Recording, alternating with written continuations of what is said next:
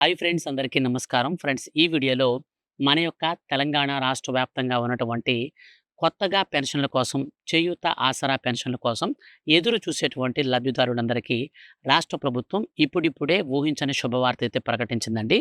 So, కొత్తగా మనకు 2,00,000 మందికి కొత్త పెన్షన్లను విడుదల చేసినటువంటి వారందరికీ అర్హుల లిస్ట్ అయితే విడుదల చేసింది మన యొక్క తెలంగాణ రాష్ట్ర ప్రభుత్వం. ఈ యొక్క లిస్ట్‌లో ఎవరి పేరైతే ఉంటుందో, సో, వారికి మాత్రమే పెన్షన్లు అయితే పంపిణీ చేస్తారు. అండ్ ఇంకొక ఇంపార్టెంట్ అప్డేట్ ఏంటంటే, ఇప్పుడు ఎవరైతే కొత్తగా అప్లికేషన్స్ అనేది పెట్టుకున్నారో, వీళ్ళకి సంబంధించి ఎలిజిబిలిటీ క్రైటీరియా అనేది మనకు 4 దశలకైతే చేయబోతున్నారు. ఈ 4 దశలలో మనకు ఏ ఒక్క దశలో ఫెయిల్ అయినా సరే, ఖచ్చితంగా ఈ పథకానికి సంబంధించి మనల్ని అనర్హులుగా గుర్తించి పథకం నుంచి తొలగించడం జరుగుతుంది. అంటే మీకు పెన్షన్ అయితే ఇవ్వరన్నమాట. సో, ఎవరెవరికి ఈసారి మనకు పెన్షన్‌లు వస్తాయి, ఎప్పటినుంచి ఇవ్వబోతున్నారో కూడా క్లారిటీగా మన యొక్క రాష్ట్ర ప్రభుత్వం డేట్ కూడా అనౌన్స్ అయితే చేసింది. సో, కాబట్టి నేను మీకు వీడియోలో క్లారిటీగా అయితే ఎక్స్‌ప్లెయిన్ చేస్తాను. వీడియోని స్కిప్ చేయొద్దు. స్టార్టింగ్ నుంచి ఎండింగ్ వరకు పూర్తిగా అయితే వీడియోని చూడండి. అలాగే మీ యొక్క ఫ్రెండ్స్ అండ్ ఫ్యామిలీస్‌లో ఎవరికైనా సరే ఈ యొక్క పెన్షన్ల కోసం ఎదురు చూసేవారు ఉంటే వెంటనే వాళ్ళందరికి కూడా ఈ వీడియోని షేర్ అయితే చేయండి. ఎందుకనంటే మన యొక్క రాష్ట్ర వ్యాప్తంగా ఇప్పుడు ఎవరి పేరైతే ఈ యొక్క ఎలిజిబిలిటీ క్రైటీరియాలో ఎలిజిబిలిటీ లిస్ట్‌లో ఉంటుందో వారికి మాత్రమే పెన్షన్ వస్తుంది కాబట్టి, సో, మీరు దయచేసి వీడియోని షేర్ అయితే చేయండి. ఇక వీడియోని స్టార్ట్ చేసే ముందు మీకొక స్మాల్ రిక్వెస్ట్.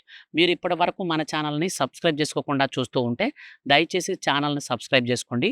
వీడియోని మాత్రం లైక్ చేసి మీ యొక్క ఫ్రెండ్స్ అండ్ ఫ్యామిలీస్‌లో అందరికీ కూడా వీడియోని షేర్ అయితే చేయండి.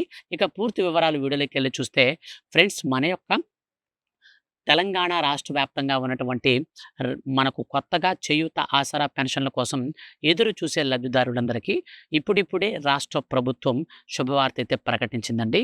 సో, ఒక్కొక్క పెన్షన్ లబ్ధిదారునికి అంటే సామాజిక భద్రత పెన్షన్దారులందరికీ కూడా నేరుగా వాళ్ళ ఖాతాలలోకి రూ. 4,016 చొప్పున మన యొక్క రాష్ట్ర ప్రభుత్వం విడుదలైతే చేయబోతుంది. అలాగే ఎవరైతే దివ్యాంగులు ఉన్నారో వాళ్ళందరికీ కూడా రూ. 6,016.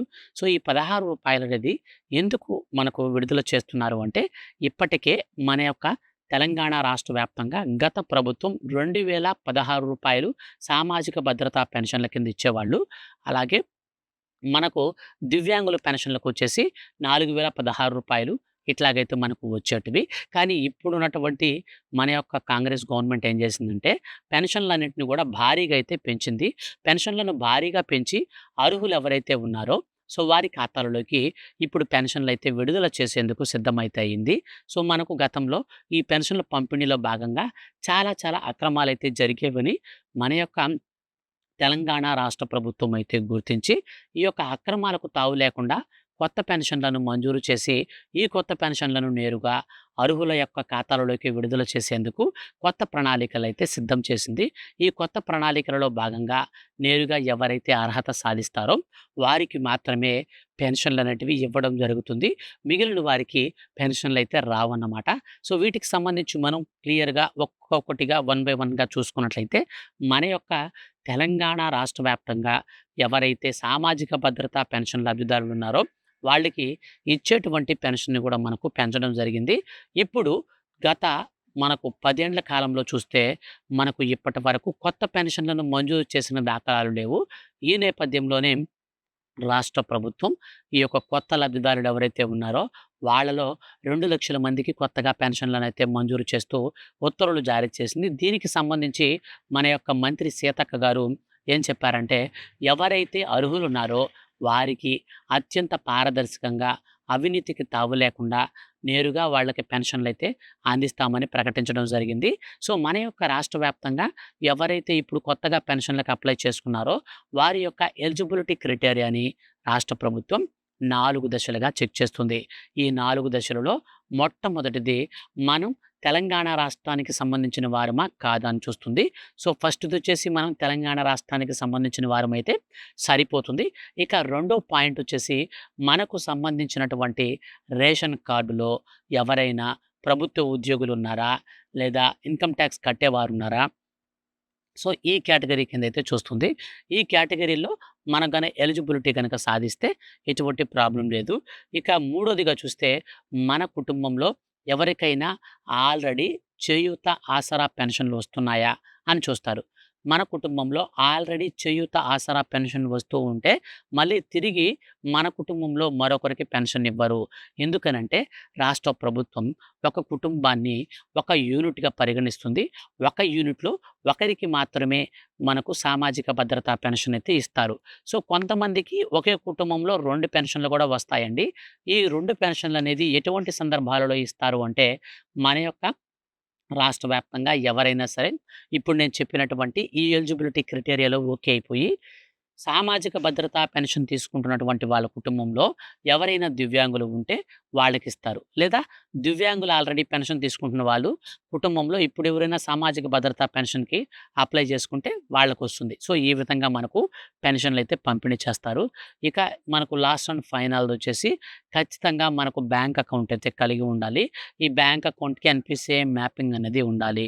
ఈ 4 అంశాల ఆధారంగా అర్హులనైతే గుర్తిస్తారు. ఈ యొక్కసారి మనకు అర్హులను గుర్తించి ఈ పెన్షన్‌లను మనకు పంపిణీ చేసేందుకు రాష్ట్ర ప్రభుత్వం ఫైనల్‌గా మనకు ఎలిజిబిలిటీ క్రైటీరియాని ఫైనల్ లిస్ట్‌ని కూడా అయితే రిలీజ్ అనేది చేయబోతుంది. ఈ పథకానికి మనకు అప్లికేషన్ అనేది పెట్టుకోవడానికి ఆగస్టు 30వ తారీఖు వరకు 31వ తారీఖు మధ్యాహ్నం వరకైతే టైం ఉంటుంది. సో, మీరు 30వ తారీఖు లోపల అప్లికేషన్ అయితే పెట్టుకోవాల్సి ఉంటుంది. సో, ఎవరైతే ఇప్పుడు ఆగస్టు 30వ తారీఖు లేదా 31వ తారీఖు లోపల అప్లికేషన్ అనేది పెట్టుకుంటారో వాళ్ళందరికీ సంబంధించి ఎలిజిబిలిటీ క్రైటీరియా ప్రకారం మనకు సెప్టెంబర్ 1 తారీఖు నుంచి 10 తారీఖు మధ్యలో ఈ పెన్షన్‌లకు సంబంధించి రాష్ట్ర ప్రభుత్వం రీవెరిఫికేషన్ ప్రక్రియ 4 దశల మనకు వెరిఫికేషన్ అయితే స్టార్ట్ చేసి పూర్తయితే చేస్తారు. అనంతరం ఈ యొక్క స్టేటస్ అనేది మనకు క్లియర్‌గా అయిపోయిన తర్వాత, అంటే చెకింగ్ అనేది అయిపోయిన తర్వాత అర్హులందరినీ కూడా ఫిల్టర్ చేసి ఎనేబుల్ అయినటువంటి, అంటే అర్హులు ఎవరైతే ఉన్నారో వాళ్ళందరికీ సంబంధించి వినాయక చవితి కానుకగా మన యొక్క రాష్ట్ర వ్యాప్తంగా ఈ కొత్త పెన్షన్‌లనైతే విడుదలైతే చేయబోతుంది మన యొక్క తెలంగాణ రాష్ట్ర ప్రభుత్వం. సో, కాబట్టి మనకు వచ్చే నెలలోనే ఈ కొత్త పెన్షన్‌లనైతే లాంఛనంగా ప్రారంభించేందుకు మన రాష్ట్ర ముఖ్యమంత్రి సీఎం రేవంత్ రెడ్డి గారైతే ఇప్పుడు శ్రీకారం అయితే చుట్టబోతున్నారు. సో, కాబట్టి మీరైతే జాగ్రత్త అయితే పడండి. మీకు బాగా ఒక విషయం చెప్తాను, గుర్తుపెట్టుకోండి. మన యొక్క రాష్ట్ర ప్రభుత్వం ఎప్పటికప్పుడు ఈ పెన్షన్‌లకు సంబంధించి రూల్స్ అనేటివి మార్పులు, చేర్పులు చేస్తూ ఉంటారు.